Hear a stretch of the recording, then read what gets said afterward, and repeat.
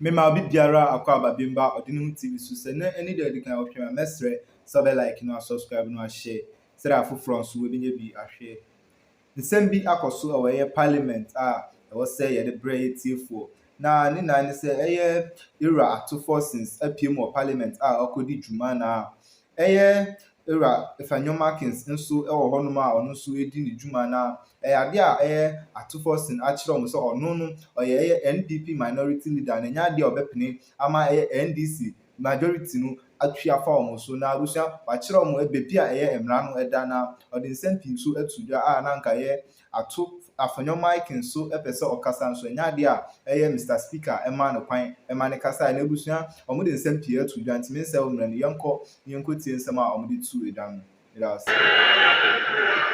every promise that we have made to Ghanaians we have kept. Every promise we have kept.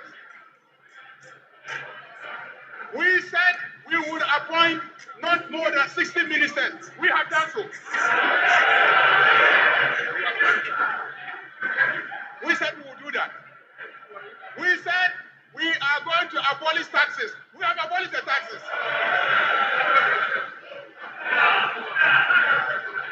Every single thing that we've said we will do, we are doing. Go out there and conduct a survey. Every Ghanaian you ask say that they have confidence in John Dramani Mahama and the government, and that they are happy because they have seen that this is a government that keeps its promises.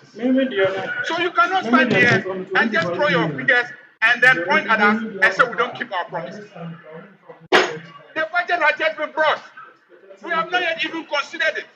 We have not yet even approved it. For us to implement our promises. You cannot always stand up and talk as if you are more than anybody in this chamber. Make this your last time. Make this your last time. Honourable members, the issue of keeping promise or not cannot be a supplementary question to question number C. So, Honourable Minority Leader asks a supplementary question. Mr. Speaker, the leader of government business, who I so much respect, was on his feet to mislead the House. He was not up on a point of order against a question which was yet to be asked. But he talked about proper behavior. But his Honourable Minority Mr. Speaker, Leader. I need to finish. Mr. Speaker, I need to Honourable finish. Minority Mr. Leader. Speaker, I need to finish. Once again, Mr. Speaker, I need will to you finish. ask a supplementary question? Honourable Minority Leader, once again, will you ask a supplementary question?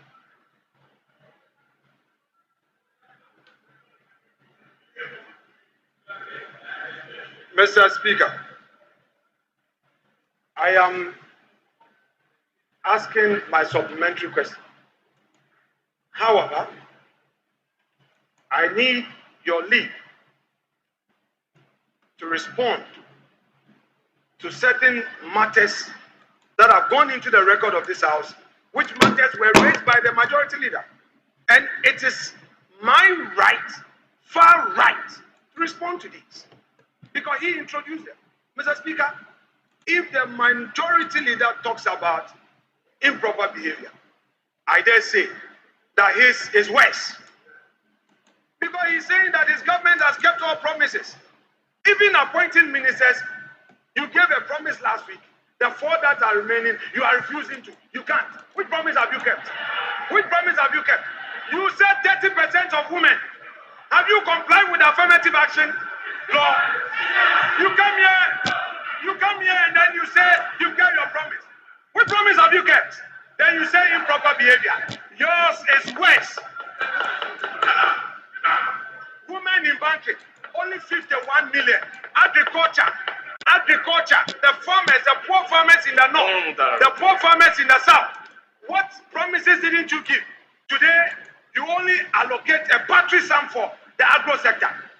The 924 million a chunk of it goes into compensation. What is the Minister of Agri going to do? A redundant minister? What about your big push? Nothing. And you say you kept your promises. You've not kept your promises. You've not kept your promises. This government is even becoming a lame duck. This government is even becoming a lame duck. If elections are held today, you lose.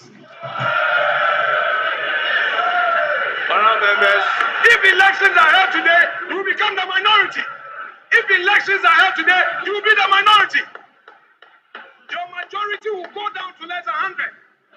If you like, declare Honorable members, election. Let the order. president declare election, and we'll see. Honorable If you members, trust order.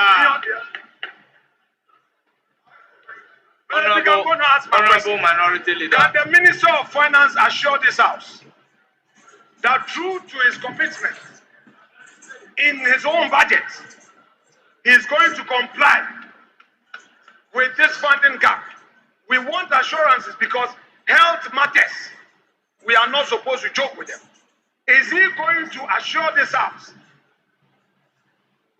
that he's going to comply and there would be no story? Honorable members, before giving the floor to the minister to answer the question, I think we owe it as a duty to set the record straight. Honorable members, I was part of the people who shepherded the affirmative action bill into law. Honorable members, if you look at the first schedule of the Affirmative Action Act, the 30% is a range, and the target was up to 2026. The law is very clear. Honorable members, the law is very clear. You can make reference to Schedule 1 of the law.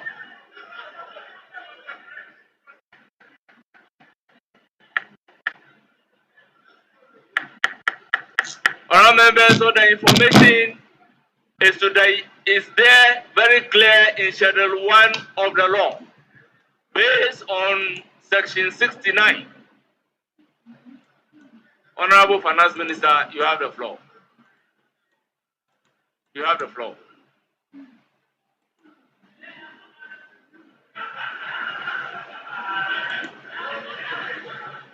Yes, you have the floor. Mr. Speaker, I would like to use this opportunity to, one, assure the House that unlike the previous government that capped the National Health Insurance levy, we will not cap the National Health Insurance levy. And as such,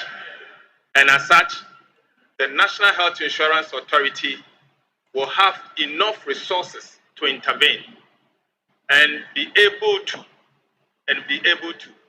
resolve all the challenges that has arisen as a result of the amount that is not coming from USAID. Thank you, Mr. Speaker. Mr. Speaker, that will be all for you.